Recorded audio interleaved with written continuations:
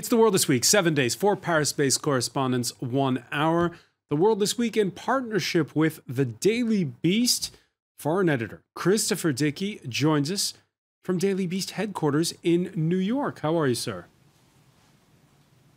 I'm fine. It's interesting to join you from New York for a change rather than there in Paris. All right, we'll get your eye from the other side of the Atlantic on a lot of stories for this week. Vivian Walt, Paris correspondent for Time Magazine, is with us as well. How are you? Very good, thank you. Good to be here. Good to have you. Good to have as well. Judah Grunstein, editor-in-chief of World Politics Review. Where does one find World Politics Review? At worldpoliticsreview.com. Okay. And Ida Alami, contributor to the New York Times, just back from reporting in Morocco. How are you? Good, thank you. The World This Week on Facebook and on Twitter, the hashtag World This Week. Reduced to rubble. Those were the words of Barbuta's prime minister after the passage of Hurricane Irma. The storm has already broken records for sustained Category 5 intensity, leaving 60% of that tiny isle's residents homeless. Similar scenes elsewhere, like on the Franco-Dutch island of Saint-Martin. Desolation headlines the French newspaper Le Parisien. This as Saint-Martin is coping with death, destruction, and also looting in the wake of Irma. Irma's winds, which have lessened but could still pick up in intensity. And we were saying, Christopher Dickey, that a week ago on the show, we were discussing Harvey, and that now seems like ancient history when you see the passage of Irma. Well, the news cycle turns over very quickly all the time, but this kind of cataclysmic turnover in the news cycle is really something else. I mean, it's not just Irma, which is about to hit Florida. It's also Jose, which is probably going to hit Saint-Martin again, and Barbuda and Antigua, which is going to take already devastated islands and re-devastate them, which is horrific. And then we have a huge earthquake in Mexico and another hurricane headed into Mexico. It really starts to feel like the end of days. This is really an extraordinary period. When we were discussing it on the show, in this very studio 24 hours ago, Vivian Walt, we had a former French environment minister saying, look, this isn't freak weather. This is going to become the new normal. Well, I mean, of course, there's always been hurricanes. There's always been very severe weather of various kinds and among tropical islands. But there's absolutely no doubt about it that the severity of these hurricanes is increasing, and that's measurably true. And scientists say there's almost no doubt about the fact that climate change is to blame, in fact. You have warmer oceans, you have rising levels of oceans, and it's almost impossible to ignore the issue of climate change unless, of course, you're a member of the Trump administration, in which case you are ignoring it right now. But for the rest of the world, it certainly seems to be definitely an issue. Ignoring it right now, yet Congress has voted $15 billion in debt relief on Thursday. Well, you have the question of the cause.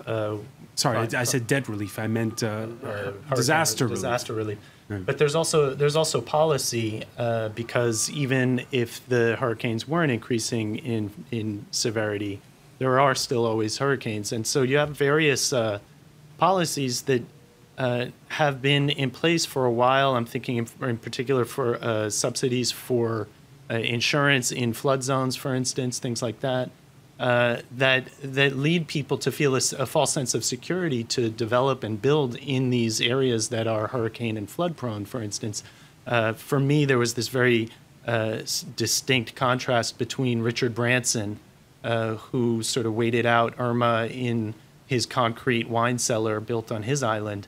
Even the rest of his island, which wasn't built to those standards, was devastated by the hurricane, but his compound and especially his wine cellar withstood. So you have a question of building codes and development. Why is it that French territory and Dutch territory is still so poor that corrugated iron roofs make up most of the roofing in this island and get swept away in these winds. So again, there is this question of cause, which is climate change, and that's a longer term challenge to address, which is not being addressed by the Trump administration. But then you have all these other policy issues that could be addressed a little more that lead to greater bills when it comes time to clean up. Yeah, it's not just the Americans, of course. We're talking about Saint-Martin and St. Bart's, both French dependencies. St. Bart, the richer one, and our correspondents there saying it's really bad, but it's not as bad as Saint-Martin. Right. I mean, I agree with what both of you said, is that it's time for everyone to be aware of how frequent these disasters are going to start to happen, and it's time for all the countries that signed an agreement together to really start thinking about how to quickly react when these things happen, and also how to prevent houses from just collapsing, from being completely destroyed by flood. And all right, Irma's winds have lessened, but could pick up steam. When we say lessened, it's still 240 kilometers an hour. The eye of the storm could make landfall Sunday morning in Florida and head straight up the Everglades. The head of FEMA, the Federal Disaster Relief Agency, earlier saying, I can guarantee you, I don't know anybody in Florida that has ever experienced what is about to hit. And with tidal surges expected to hit both the east and west coasts of that state, many heeding the call to evacuate the Florida Keys and Miami, heading north. There's been a run on gas stations and supermarkets, many, but not all, in low-lying areas like Miami Beach. We have water, we have food, we have great sun now. And at the last moment, the hurricane might still pass us by. So we're staying calm and we're trying to live a normal life. And if something happens, we'll be the first ones to help. Christopher Dickey, Miami Beach, which, let's just remind our viewers, is an artificial island. Sure, Miami Beach, which is a barrier island, and it's been vastly built up over the years, a very chic place to vacation going back almost a century. And then above that, of course, you have Palm Beach and Mar-a-Lago, the resort built and country club built by Donald Trump, where he likes to spend so much time. So we're going to see a lot of different levels of anxiety here as the hurricane moves north. Whether the storm surge, for instance, will eventually be felt on those islands or not isn't completely clear. But Miami Beach at this point is a ghost town, and Palm Beach has been evacuated to a large extent. We'll see what happens there. But it's amazing, the idea that you could have one hurricane hitting both coasts of the Florida Peninsula at the same time gives you an idea of the enormous power and scope of this storm. The last time there was a storm of this scale was a quarter century ago. At the time, Florida had 13 million citizens. Today, it's got 20 million, Christopher. And the Miami area, 2.7 million today, as opposed to 1.9 million then. It's an uncomfortable truth, perhaps, that, well, there's too many people living close to sea level. Yeah. Well, that's what we see again and again. And the question of building codes is a hugely important one that was brought up before. In Miami, building codes have been greatly strengthened since Hurricane Andrew, so that, for instance, windows are less likely to blow out. But then again, nobody's seen a hurricane like this in 25 years hit Miami, and we don't really know what's going to happen. I just spoke with WPR's publisher, who lives in Tampa, actually, Hampton Stevens. And just today, they've been charting the path of the potential path of the storm. They don't know really whether to evacuate or not. They have basically until tomorrow morning to make the decision. There's already been a run on the stores. There's already been a run on gas. But again, just to put it into that human perspective, it's a big move to evacuate your family, seal up your house, not knowing whether there's going to be looting or things left behind if the storm doesn't pass or does. So it isn't that easy a call for people who might be in the path but aren't sure whether they will be. Yeah, and in the meantime, the president is being a weather pundit on Twitter, and he should maybe start realizing that climate change is real. Well, I mean, just to pick up with what Josh was saying before, that there is really a kind of sense that it doesn't matter where you live, you can just keep rebuilding. You can, there are exact towns that were devastated during Hurricane Andrew 25 years ago, Homestead being probably the most emblematic in Florida for anybody who might remember that way back then. It was, the town that was virtually wiped out. And now Homestead is a huge, sprawling suburb of Miami, has been completely rebuilt on insurance money, on the same kind of flood zone, and will probably be devastated again. So there seems to be very little kind of long-term rethinking about how you deal with coastal living. Everybody wants to be near the beach, and the kind of inequity of whether or not you have insurance, whether or not you can afford to put in hurricane-proof windows and, hunker down in the way that Richard Branson did, is, it's so stark in a disaster like this as it was in Houston. We're going to move on and look at the Pope, who's been praying for both those affected by Irma and by the earthquake in Mexico. Pope Francis in Colombia, the same week that the country's last rebel group announced an October 1st ceasefire. He's come to plead the cause of reconciliation amid the implementation of last year's peace deal with FARC guerrillas. Many have misgivings about the amnesty granted to those who killed, kidnapped, and tortured in the name of the Marxist movement, which last week officially rebranded itself as a political party. This Friday's in the western town, you can see of Villavicencio for Mass, the beatification of two priests as martyrs, one of them killed by the ELN, and also a meeting with survivors of a 2002 church bombing by the FARC that left 79 dead. Every effort at peace without a sincere commitment to reconciliation is always destined to fail.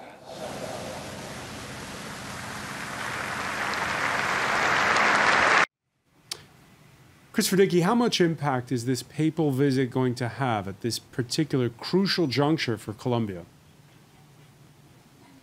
Well, I think the timing is important. This is a crucial moment, and I think that the moral authority of the Pope, particularly in Latin America, is felt very strongly, especially when he's talking about reconciliation. This is a Pope who, from his first day as the Pontiff, was talking about the power and the importance of forgiveness. This has been a theme throughout his papacy, and I think this is definitely what he's taking to Colombia, because reconciliation is about forgiveness, not necessarily about forgetting, but you have to be able to forgive the other party to some extent, otherwise you can never live together, and living together is ultimately the goal of the peace that has been made in Colombia. Well, just on a side note, there's a Pope story, so obviously you have to invite me onto the show as every time. The other thing that I'd add is that the particular segment of the Colombian population that might have the most objections to the peace deal, the sort of conservative, traditional population, is also very observant and very practicing in terms of Catholicism. So I think not only is it a particularly strategic moment for the Pope to be there, but he's a strategic messenger, not just for the country as a whole, but for the spoilers to the peace deal that have not yet really given up their objections, because after the referendum to the peace deal was voted down, the tweaks that were made to the deal were then only voted on by Parliament. So there's still not really a sense of whether the Colombian population, the majority, has really bought into the peace, and so we'll see. The ex-president Uribe, who is I think a senator now, and still leads that political party on the conservative right. So we'll see what kind of impact the Pope's message has on him and his followers. And on that score, Colombians quipping that the Pope has already performed a minor miracle, because we know at a Mass on Saturday, Uribe is going to be in the same VIP section as President Santos. Of course, they have not had a proper sit-down meeting. I mean, it just seems to me that the Pope seems to be the single person in the world who could actually really make a difference in this in a country like this, heavily, devoutly Catholic. And, as Judah was saying, it's so strategic a move. On that point, I wanted to ask you, Christopher Dickey, the pontiff on Thursday seemed to be giving a kick up the backside to his own church, telling priests, "You're not bureaucrats nor politicians, you are pastors." It was a message directed actually to bishops. What did you make of that? Well, we can talk about the moral authority of the Pope and his influence on the observant Catholics, but in fact there are a lot of observant Catholics who are pretty hostile to the Pope, including some bishops and cardinals, and most conspicuously Cardinal Burke, who's an American, is leading a kind of not very quiet rebellion against Pope Francis. And we saw that reflected even in the first interview given by former Trump advisor Steve Bannon, when he was asked, "You're a good Catholic, why are you so hostile to immigrants?" And he says, "Oh, well, the church just wants these immigrants, these illegal aliens, as he called them, to fill up the pews that are no longer occupied by American Catholics." This kind of criticism of the Pope is widespread. So I think we shouldn't think that the Pope, when he comes out and makes a statement like the statement about the bishops, has absolute authority over them or over the Catholic faithful. He is always fighting to assert his moral authority and his vision of the church, and there are people who are rejecting it and fighting back.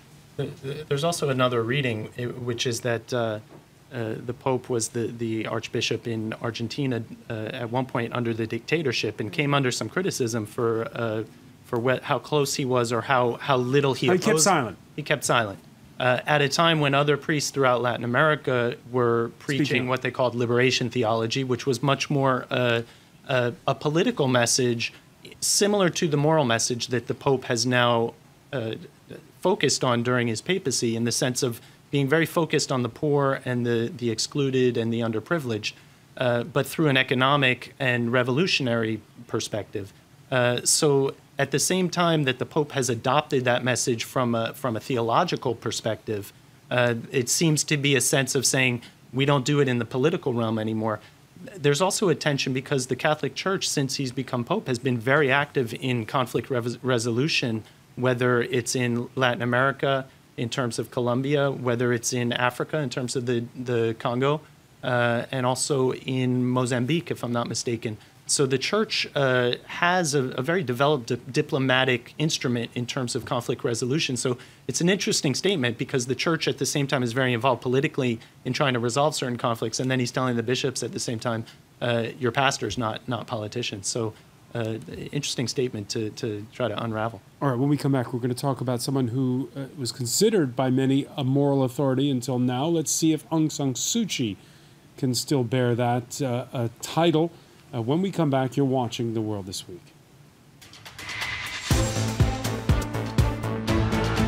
Welcome back, or welcome if you're just joining us. It's The World This Week in partnership with the Daily Beast. Foreign editor Christopher Dickey joins us from HQ in New York City. Welcome back. Welcome back as well to Vivian Waltz, Paris correspondent for Time Magazine, Judah Grunstein, editor-in-chief of World Politics Review, and New York Times contributor Aida Alami. We were talking about the moral authority of the Pope a moment ago. Aung San Suu Kyi, an icon of nonviolent struggle. The Burmese leader's silence, though, speaking tomes this week when it comes to Rohingya Muslims who fled to neighboring Bangladesh by the tens of thousands after militant groups and the army started to clash. In a statement, she spoke of misinformation and failed to express outright compassion for Rohingyas who'd had to flee their homes. And even when she, rolled it back a little, she still saw Rohingyas who've lived in Burma for generations as foreigners, it seems. We have to take care of our citizens. We have to take care of everybody who is in our country, whether or not they are our citizens. It is our duty, and we try our best. Of course, our resources are not as complete and adequate as we would like them to be, but still we try our best, and we want to make sure that everyone is entitled to the protection of the law. Aida Lamy, what's your reaction? My reaction is that it's now, the new trend is that whenever someone wants to deny that something's happening, they just blame the media and say that it's fake news. And that's really disturbing, particularly in this case when, I mean, it's been documented and there have been enough, coverage and research done that we know that it's true. And it's disappointing that someone who has a Nobel Peace Prize is reacting like this.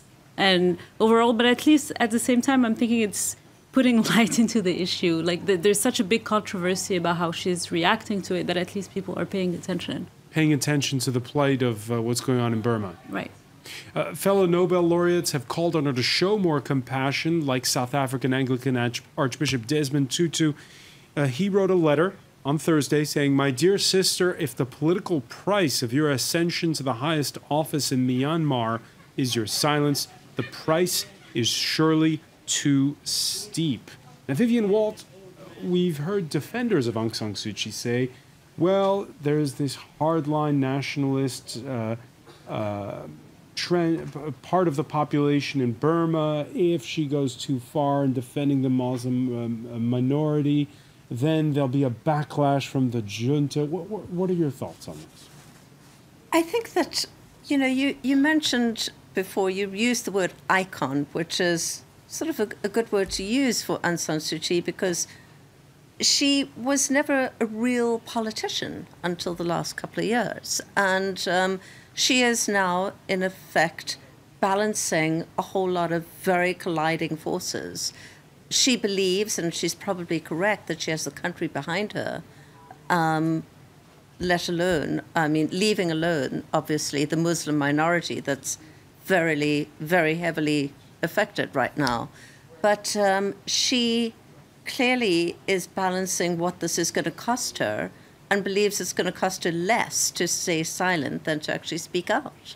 I'll say as the years go by, I'm more and more just in awe of the towering example that Nelson Mandela set, in the sense of going from an icon and then entering the real world of politics and really managing to do that without sullying or tarnishing his moral stature. When Aung San Suu Kyi was released from house arrest, one of the first articles we did on it was this very transition from being an icon where just her existence is acclaimed worldwide to being a politician where she's going to have to make choices, where she's going to have constraints. There are obviously a lot of constraints in Myanmar. The military is independent, autonomous, so the military campaign that they're waging, she doesn't necessarily have a whole lot of control over. There is a huge nationalist streak within Myanmar, and there is a lot of division, not just with the Rohingya. There are also other ethnic minorities that have militias and armies that are fighting with the Myanmarese military. But the fact is, the world turns to her because she is the leader of the country, even if she's not officially the president, and because of her moral stature from the past. And so the fact that she has made this compromise speaks a lot to both her calculus and what she feels like she can accomplish. Now, it seems to me that Desmond Tutu's comment hits the closest to home. If that's the cost of her remaining in power and being able to achieve whatever other goals she might have, it's a very high cost for her to decide whether it's too high a cost. But I think that at this point, the criticisms of her are well-placed and well-founded. All right, the backlash has been felt throughout the Muslim world. In Indonesia, where Islamists have chanted anti-Burma slogans. Turkey's president dispatching his wife to neighboring Bangladesh as part of the relief efforts on that side of the border. What's your reaction to that, Christopher Dickey? Well, I think one of the things that's interesting is how little resonance the Rohingya issue has here in the United States. Basically, nobody's talking about it. It's not something that people are preoccupied with. Whereas, as you say, internationally, it's a huge issue. It's not only Erdogan, the Turkish president, who's seized on it, or others that you mentioned. The fascinating thing happened, as we just wrote yesterday, where Ramzan Kadyrov, the Chechen leader, who's been a right-hand ally of Vladimir Putin, turned out between 500,000 and 1 million people in the streets. of Grozny over the weekend to protest the treatment of the Rohingya and the failure of Moscow to deal with this and to put pressure on the Burmese regime. So it is a huge issue that America is not paying very much attention to. And whether that's because it's far away or because the people who are being victimized are Muslims, it isn't absolutely clear. But it is really has not been on the screen in most of the American media. Aydalami, what's your reaction to Turkey's First Lady, for instance, being there at the Bangladeshi border? I mean, Erdogan has little lessons to give on human rights to other countries, but the fact that she's... It's hard to answer. I mean, the fact that she's there, I'm not sure what it means. I'm not sure what... I guess it's always good to show some support, but coming from Erdogan, it doesn't mean much. He has a record, though, of being at least declaring himself something of an advocate or defender for instance, the Muslim minority in China, the Uyghurs, and for the Rohingya. So there is a past record of him sort of championing the protectorship of Turkey towards some of these populations. I know that he was on the phone with Aung San Suu Kyi the other day, and she again said that there was a lot of misinformation going on. But to my mind, when you have tens, if not 100,000 people fleeing a military crackdown, in general, it's not a very targeted or subtle kind of affair going on. Israel's again hit Syria this week, only this time the target appears to have been more than Hezbollah convoys, fighter jets firing from Lebanese airspace, knocking out a purported chemical weapons-making facility near Hama. Syria, which swore it had no more chemical weapons since the West nearly bombed it back in 2013. What's your reaction to this story, Vivian Wall? Well, I mean, just to, one of the most interesting aspects of this is the U.S., particularly as this is all playing out at the same time as Russia is engaged in this huge operation in Deir ez-Zor on the east of the country. And you, in effect, have just in 1 week playing out this sort of the grand game, if you like, in Syria, the U.S. and Russia. I mean... All right, that's interesting. Deir ez-Zor, which there was ISIS had a lock on the town for nearly 3 years. That's been broken this week. And there you can see on the map, it's what the Israelis fear. That's sort of a highway between Iran and the Israeli border. The fact that the Israelis come in and bomb, what does that say about Russia? Well, I mean, the Russians are claiming a huge victory in Deir ez-Zor. If you read the Russian press, Russia Today, any of the pro-Kremlin media, this is a big moment for them in Russia.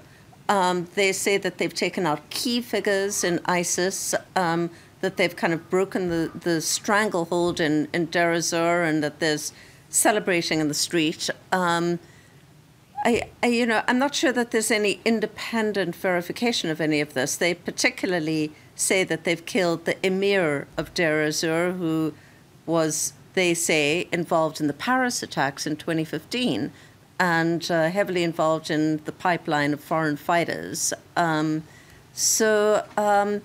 This does seem to be some kind of pivotal turning point, certainly for ISIS in this conflict. Is it also a turning point, Christopher Dickey, for Israel and for Russia? Well, yeah, I mean, I think you need to frame this slightly differently. First of all, Russia has done virtually nothing against the so-called Islamic State for most of the time that it's been involved in Syria. It was busy getting rid of the other opponents of the Assad regime and shoring up the Assad regime. And it's been doing that in alliance with Iran. Now, what is the big concern of Israel? Its big concern is not a chemical weapons plant, if that's indeed what they were bombing. Its big concern is that there will be effectively a land bridge between Iran and Lebanon that runs all the way through Iraq, central northern Iraq, and into Syria, so that they could theoretically move troops or certainly very large shipments of arms overland to Lebanon if they wanted to.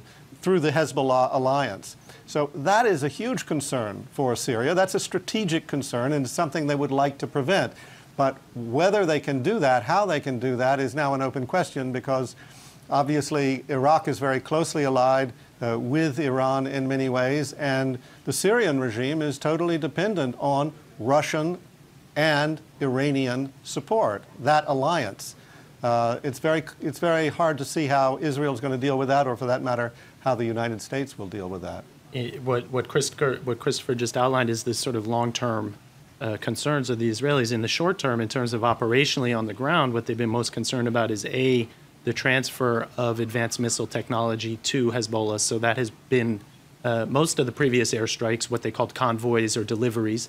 And then in addition, any sort of encroachment on the Golan Heights, particularly by Hezbollah, which would create a two-front situation for Israel, both in Syria and in Lebanon with Hezbollah. So they've also sent some warning strikes there and sort of pushed back when Hezbollah started to encroach. One of the first visitors that Vladimir Putin got in Moscow after Russia began its military intervention in Syria was Benjamin Netanyahu. And what he was there to express was, these are our red lines, this is where we will act, and to work out a sort of deconfliction, is what they call it, in terms of the airspace, so that when Israeli jets do attack, that they're not basically attacked by Russian jets or by Russian...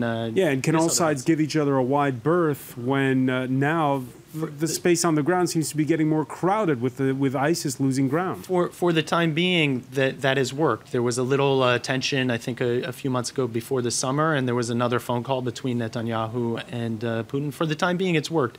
As things it seems, most people seem to agree.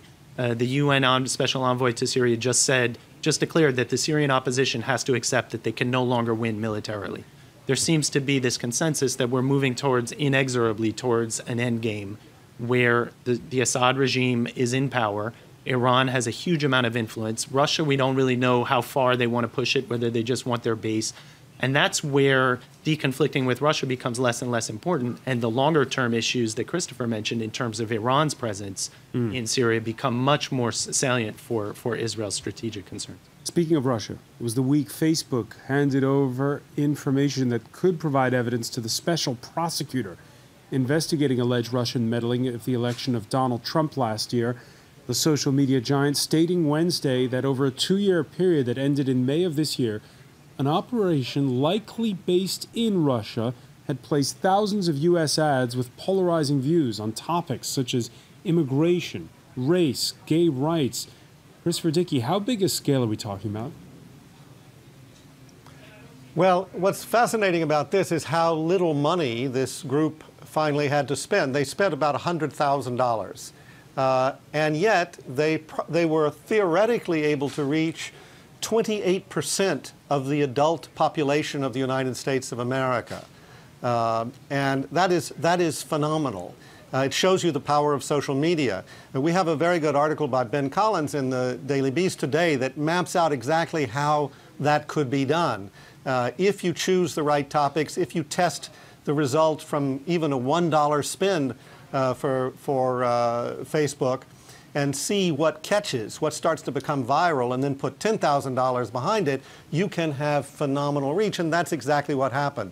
And we don't know so far, we don't know that many details about exactly what ads were placed or exactly who was behind it, but obviously this is the kind of thing that anybody investigating the Russian attempts to influence the American elections, the successful attempts, I would say, is going to look at very closely. Aydin, do you fault the Russians, or do you fault, well, Facebook for not being more careful and having more foresight when it came to its algorithm? Well, what's interesting is that Putin had completely denied any involvement. Yeah, still denying. And is still denying. What's interesting about Facebook is that they're able to spot a photo that they need to delete instantly and all of that. I think they have to rethink completely the way the platform works, because it's been devastating, not just in the U.S. elections, but I see in Morocco, for example, people are fed fake news on Facebook every day. People don't even realize that certain things. They don't believe in. realize it, or are they getting more savvy when it comes to reading their own Facebook pages? Meaning people who are subject to these fake articles. Yeah, they just can't tell the difference between a real news article and a fake one anymore. Vivian Walt, do you fault Facebook or do you fault the Russians here?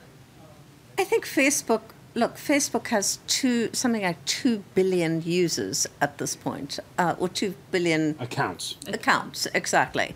Yeah. Maybe 500,000 of them are fake Russian accounts. But the Russians have been really masterful at this game, and really going back from before the 2016 campaign, they have had huge operations in Russia. Not just Facebook. We're talking Twitter. We're talking fake American characters who troll different local newspapers, commenting on this, that, and the other.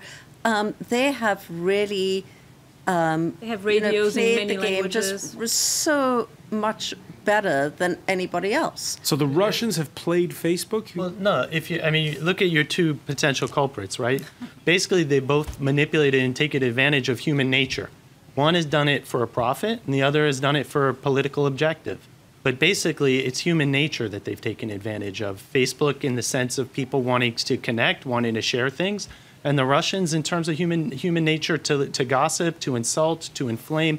If you look at what the Russians did with the information, 10 years ago online, in terms of blogs, in terms of comments on newspapers, it was when they had first started opening comments at major newspapers. And all of a sudden, they started seeing the kind of things that people actually say when they're given a platform to speak to the entire world. Back then, we thought it was just a human problem, a problem of courtesy, a problem of behavior. The Russians realized, perhaps before anyone else, this could be weaponized. And they did it. And they did it through a network and a system. What Christopher said about the reach of Facebook, I saw an estimate of what $100,000 in Facebook ads actually translates to in sort of conventional TV ads. And it's exponentially higher. It's in the millions of dollars if you take the equivalent and try and have the same reach in TV. So Facebook developed this amazing instrument that capitalizes on human nature. The Russians weaponized this behavior that is part of human nature, and it's the combination of the two that had this impact. But again, it's entirely predictable when you understand human nature. All right, this is a first, obviously, Christopher Dickey. Do you think that lessons are going to be learned, that there's going to be more regulation of social media, or are people going to fall for it again? Both. I think there'll be some more regulation. There's going to be more self-regulation, and people are definitely going to fall for it again. The one thing that I think Judah's getting at, and I think all of us are looking at, is a situation where people reacted to this, picked this up, shared it, not because of some abstract desire to share, but because it affirmed what they already believed. If it was that Hillary was some kind of monster and this was a fake news report, they would go, yes, yes, all my friends need to see this because we all believe that already.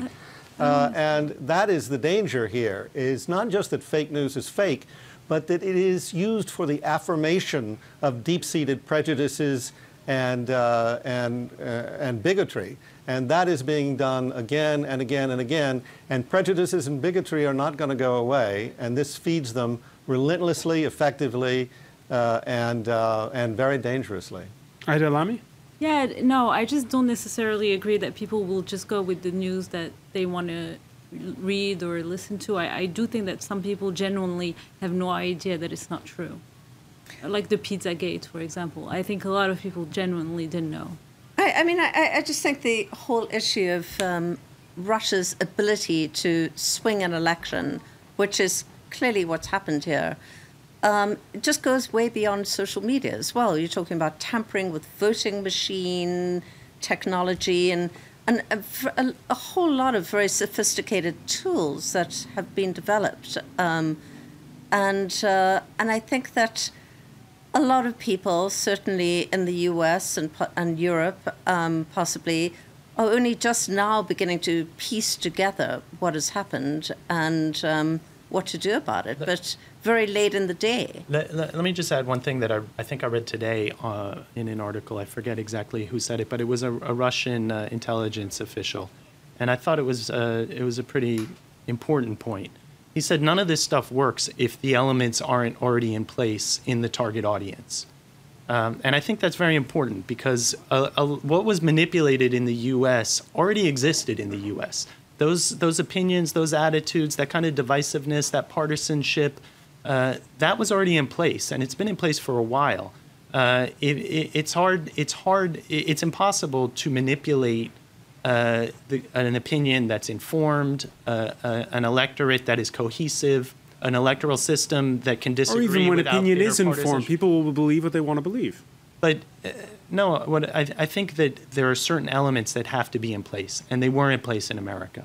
A population, whatever, whether it's a subgroup or any demographic or any population that can believe the Pizzagate story, for instance, you already have conditions in place that are very alarming for a democracy.